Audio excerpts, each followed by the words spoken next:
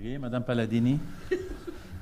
On commence comme d'habitude avec notre nouveau commandant du poste 3, commandant Bigra, et M. Kobe Gibson avec le bilan de ce mois-ci. Et par la suite, on va vous inviter de poser des questions à nos agents, nos policiers, nos commandants.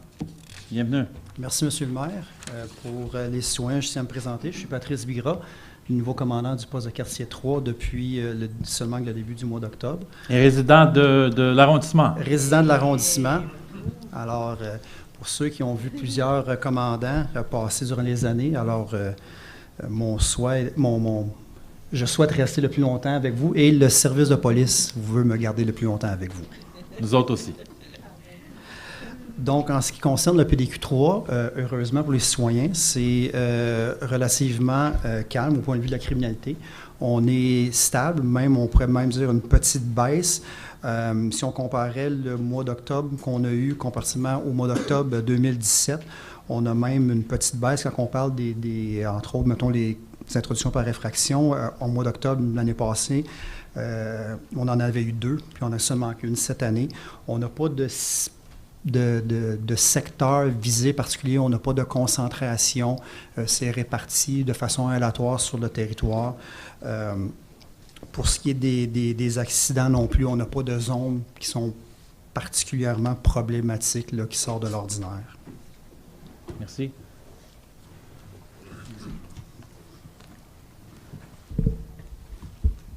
Bonsoir. Bonsoir. Au niveau du communautaire, l'agent Maheu, Dupré et moi-même avons fait plusieurs présentations. Bon, c'est sûr qu'il y a la période d'Halloween. Visite à l'école Beechwood, Personnage, Kingsdale, Collège Charlemagne et du Grand Chêne. Des présentations telles que gang de choix, le travail policier, l'Halloween, les étrangers, Internet, l'intimidation et la drogue qui ont été faits auprès des jeunes. Il y a eu des présences policières pour la marche Terry Fox. Pour des écoles, mais ce soir, on a toujours un blitz. C'est plusieurs écoles qui nous téléphonent. Puis, bon, nous, on avise les écoles que si des policiers sont disponibles, ils vont être présents sur place pour surveiller les environs pour leur sécurité. Mais on a quand même une bonne participation des adultes de l'école, et puis avec des dossards et puis tout, des comptes là, pour s'occuper des jeunes. Fait que ça se fait quand même assez prudemment. On a été présents à la journée porte ouverte d'Ajoie qui a eu lieu la semaine passée. Présence à la fête des voisins le 18 octobre au centre culturel. C'est la première journée que vous avez rencontré mon commandant, Patrice. Oui. On était là. Fève au lard, il y a 1100 repas qui ont été vendus pour un montant total de 4 000 qui sera remis à différents organismes du secteur durant l'année. Il y a eu plus ou moins 30 endroits de livraison d'effectués par les policiers du poste 3. Ça sentait les fèves au lard dans le poste. Il y a aussi la présence des policiers, comme à chaque année. On a des policiers qui patrouillent le soir de l'Halloween pour donner des friandises et puis des banderoles, là, des genres de petits bandeaux fluorescents là, pour que les jeunes soient faciles à voir le soir. Surtout que là, on a reculé l'heure. Il faut en avoir encore plus de bonheur, mais ils peuvent l'utiliser dans l'année. Puis l'agent Maheu a rencontré les nouveaux arrivants à Pointe-Claire et à l'école aux adultes à Riverdale pour faire des présentations. Parler un peu du travail policier et puis des règlements généraux au Canada, comment ça fonctionne. Si vous avez des petits banderoles extra, peut-être on peut donner un à M. Gignac parce que là, on va être capable de le voir sur la glace quand on joue au hockey. Mais c'est une blague. Je voulais juste vous dire, pour la marche de Terry Fox, Daniel Mailleux était là à l'école Charles-Perrault, où j'étais avec ma fille. Et je vais vous dire, juste avec une ressource, vraiment sur le terrain, ça a très, très, très bien été. Puis l'effet d'avoir un agent sur place, et j'imagine pour les autres écoles, c'est la même chose. Mais personnellement, à l'école Charles-Perrault, je peux vous dire félicitations, puis merci beaucoup pour le support, parce que les parents se sentaient en sécurité de l'avoir avec nous cette journée-là. Merci. Question de la part de notre conseil, M. Langevin. En passant l'Halloween avec mes enfants sur la rue Palomino, j'ai pas pu m'empêcher de constater qu'il y a beaucoup de parents qui passent l'Halloween avec leurs enfants, mais ils débarquent pas de l'auto. Fait qu'ils suivent les enfants courent d'une porte à l'autre, puis tu as des chars qui se croisent avec des lumières. Ça devient chaotique dans les rues. Je me demandais si au niveau de la sécurité routière aussi, au niveau du code routier, s'il n'y avait pas un règlement ou quelque chose qui interdisait ça? J'ai déjà été sa circulation auparavant, il y a longtemps. Il n'y a pas de règlement en tant que tel. C'est sûr que, c'est comme un peu, durant la fête de la Saint-Jean, il va y avoir une certaine tolérance pour certaines choses, mais il y a une limite à ce que les gens peuvent faire lorsqu'ils conduisent leur véhicule automobile. Mais la sécurité, c'est toujours primordial. On peut le garder en note pour l'année prochaine pour le même secteur, peut-être envoyer un véhicule de police vérifier si c'est dangereux pour les jeunes. Mais ça se fait un peu partout, même où ce que j'habite, à l'île Perrot. Les parents, c'est ça, ils débarquent les enfants, puis ils suivent en auto, et puis... Ou peut-être pas au niveau répression, mais au niveau prévention. Peut-être le nommer, dites à vos parents de sortir du char. Ou le panneau lumineux de la ville. Vous. Oui. Ou au niveau de la ville. C'est ça, ou une annonce dans les journaux locaux aussi du secteur pour éviter des problématiques futures. Parfait, merci. C'est problématique, effectivement, et on va travailler avec Mme Palladini et le poste 3 et 4 pour sensibiliser la population parce que j'ai remarqué exactement la même chose. Je comprends, il y a des jeunes avec les mamans qui marchent, puis des fois, c'est le père qui conduit juste à côté, mais ça cause un problème immense, surtout dans les secteurs résidentiels où on était le 31 octobre. On va commencer ce soir. J'inviterai les parents à parquer leur char quand vous marchez avec vos enfants. Merci. D'autres questions, Mme Talbot? Oui. Oui, merci. Bienvenue, commandant Bigra. Bonjour, M. Gibson. J'aimerais ça vous dire qu'il y a 3 endroits qui m'ont été mentionnés lors du samedi du citoyen comme étant des endroits à surveillance. La rue du Boisé à Roxboro, à proximité du parc. Il y a des gens qui vont vite. Et c'est inquiétant, il y a beaucoup d'enfants là. Maintenant, l'étroitesse de Gouin entre Château-Pierrefonds et Coursol, que ce soit en allant vers l'est ou vers l'ouest, il y a des gens qui vont trop vite. Compte tenu de l'étroitesse de la rue, il y a des gens qui marchent là, et c'est un coin particulièrement embêtant, puisque là, après la rue Coursol, il n'y a pas de trottoir entre la rue Legault et la rue Coursol, là, si je ne m'abuse, et c'est très étroit pour les marcheurs. Les bicyclettes aussi, évidemment. Le stop au coin de Gouin et Château-Pierrefonds n'est pas fait par les gens. Alors, s'il vous plaît, c'est des demandes que j'ai eues de citoyens et je vous les communique et je vous en remercie. Merci. Merci de les communiquer. On a plusieurs plaintes sur tout le territoire. Les citoyens peuvent appeler durant les heures de versure du poste, puis le mentionner à l'agent comptoir. On va faire des demandes d'attention spéciale, puis on fait des retours aux citoyens. On les a pris en note, puis on va faire des demandes d'attention spéciale. Puis si on va les valider aussi, puis si on voit que c'est vraiment problématique, on a même des agents de circulation régionale qui peuvent venir donner un coup de main là-dessus, mais ils sont pris en note, puis on va faire un suivi. Merci. Madame Leroux? Juste pour vous dire, peut-être avoir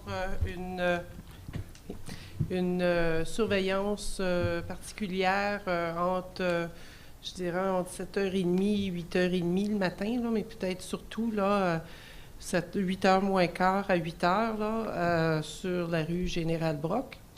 Des gens prennent des sources, vont couper au travers de Général-Brock pour s'en aller à la gare et ils s'en vont prendre le train. Et il y a beaucoup de... Ils vont très vite. On a déjà 2 plaintes sur... Oui. Monsieur Gignac, il reste juste vous, si vous voulez poser une question. J'ai eu le privilège de remettre mes demandes au comité de circulation, aux policiers en devoir. Merci. Question de la part de nos citoyens. Questions? Monsieur, oui. If you can go on the mic, sir.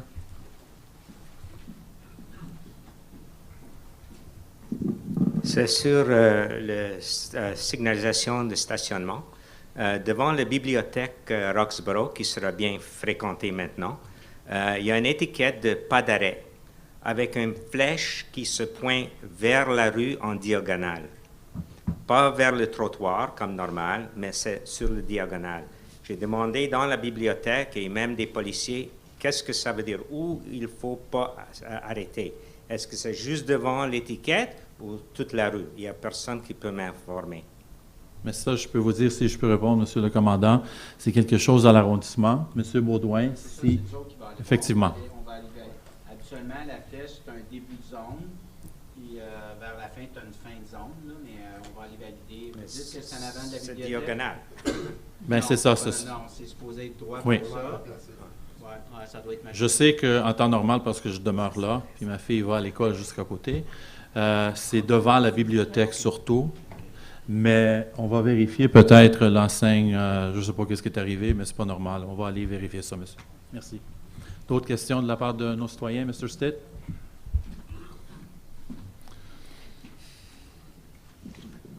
That last item I brought up 2 years ago to the council or one of the councilors, and nothing was done about it. I think it was Madame Talbot. But For which? For the library? for the sign going down to the library, yeah. At the library there? At the Roxboro Library. Okay, we'll verify Yeah. again there, Mr. Stitt. Thank you. So the sign goes down like this, the Yeah. arrow, and nobody knows what it means. Thank so- you. But people park there anyways. Thank you. My question is, last week there was consultations here by the police for 2 days.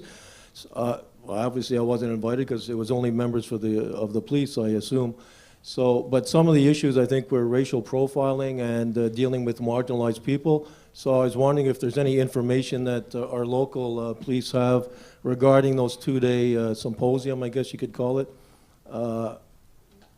Any information that you know would transpire at those meetings that the public should be aware about? And I'm certainly interested, as you know, in racial profiling. Okay, I'm not aware of the meeting you're talking about, sir. I was not there. I've just been recently transferred to the station. The SPVM's got just renew their politics about racial and social profiling. It's something that is not tolerated. It's something that our officer gets training on when they get out of the police academy and also on the job. Internally by the Montreal Police, and it's something we have we have also a general policy and also specific policy that forbid that those behavior. We do criminal profiling, but no social or racial profiling. Okay, because I guess I don't know if you're aware of the article that came out on the BEI, the Bureau Investigation today, regarding certain cases where, you know, there's a lot of problems still in that area, obviously. There's an article in the news today and last night. Well, the article in the news about the BEI was not specifically to racial profiling. It's a big issue. Right. I will not get into all the small detail right now. But the SPVM, what's in the media, they were mentioned in many letters from the past, so some of the issues have already been addressed. And for the rest, we're still looking into what the Bureau d'enquête indépendante is requesting from us. Thank you. Thank you, Mr. Stitt. Other questions? Ma'am in the back, yes? Do you mind if I do it from here? Well, if you want to be on the mic this way, it'll pick you up with what you're asking for the record.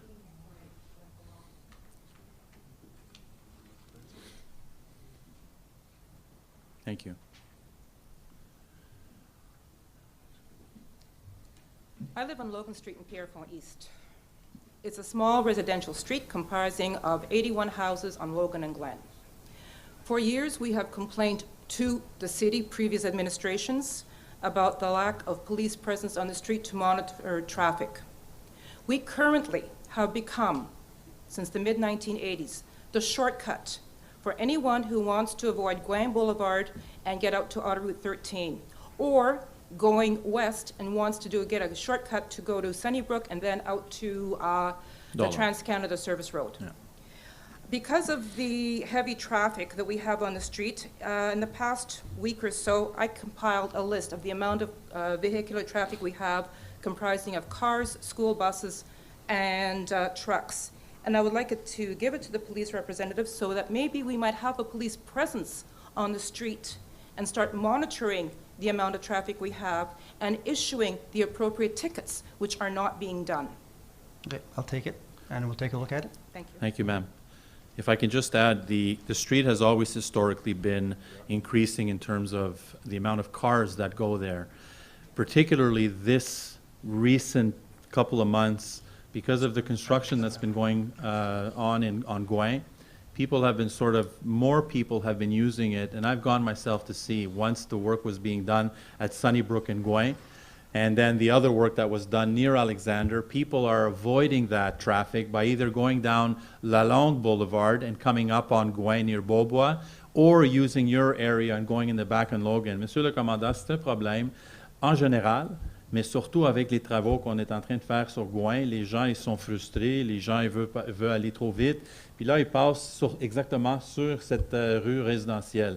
Si vous avez l'opportunité d'aller voir, moi, j'ai constaté sur la liste la pétition que j'ai donnée à M. Gignac pour étudier à la comité de sécurité et signalisation. Mais en même temps, si vous pouvez aller vérifier, c'est pendant la journée, ce n'est pas une heure fixe parce que Madame a pris l'analyse, vous avez vu, chaque 10 minutes représente des fois entre 100 et 200 autos. Ça, c'est majeur. Et là, les gens, comme j'ai dit, sont frustrés, n'arrêtent pas. On a le parc de basket, on a Amabay, c'est densifié avec des jeunes familles. Puis là, à un moment donné, ça pose un problème. Je ne sais pas si vous avez, si vous faites, je ne connais pas le mot en français, un blitz pour aller adresser le problème vraiment à ce secteur, mais ça serait très apprécié. Okay. Thank you for telling us. We'll look at it, but it's something we'll work with the city, see if also the signs or something, l'aménagement peut être repensé peut-être. Vous dites, oui, j'ai vu les travaux, là, on met le chemin dans Waze, oui. Puis Waze, il nous dévie par des choses comme ça dans la construction. Alors, il y a des gens... c'est un petit peu un problème là, qu'il y a plusieurs qui regardent la police, mais aussi la ville, puis les choses comme ça. Mais on va travailler ça ensemble. On a la plainte, puis au comité de circulation, on va en discuter. Merci. Mais des fois, juste avoir une présence de temps en temps, oui. Comme on fait autour des écoles au début oui. de l'année, d'avoir une présence juste sur les lieux, je pense que ça va aider un peu, au moins en court terme, pour montrer aux citoyens aussi que la police est là, puis les gens, ils ne peuvent pas faire n'importe quoi. Et ça donne quand même la sécurité aux gens, surtout Madame qui soulève le point. Elle a pris la peine de vraiment faire l'analyse et vous donner les données concernant combien d'autos passent. Je pense que ça nous aide beaucoup. Puis M. Gignac va présenter ça au prochain comité aussi. Parfait. Merci beaucoup. OK. En fait, je voudrais juste envoyer une petite fleur à M. Gibson. Monsieur Stitt, you've talked about racial profiling and what was done at the SPBM. In my past experience working with youth in the community, one thing that Kobe did with all the community groups that dealt with young adults and young people, either Maison des Jeunes de Pierrefonds, either Maison des Jeunes Amabé or Ajoie, well, Kobe approached us at one point because we were complaining because we heard about racial profiling coming from our youth. And kids were talking about all the cops, were treated like this and that. But it was really more of a distance in the communication that the PDQ3 had created over the years. And at some point, all these three community groups created a program, which was pretty much led by Kobe, where Kobe would explain what is the application of the force. What's the threshold where a police officer has to say, okay, it's enough, and this is where I need to do my job, and this is where I have to go. So in the past, we had a lot of, 4 years ago, I would say, we had a lot of complaints coming from our youth. But I just want to say that Kobe has been extremely present in the east part of Pierrefonds, where there's a very strong concentration of visible minorities. And so Kobe has been expressly trying to create that bridge between those community organizations that were getting complaints, those youths, creating the platform, creating groups of discussion, and he would come and explain all these youth, like, here's why this cop had to apply the law, had to apply l'application de la force. And I just want to say that, Bravo. you know, you did that. Bravo. Merci. Merci beaucoup, messieurs. Merci. Au mois prochain. Puis encore, Monsieur le commandant, bienvenue à Pierrefonds-Roxboro. Merci, monsieur. Merci.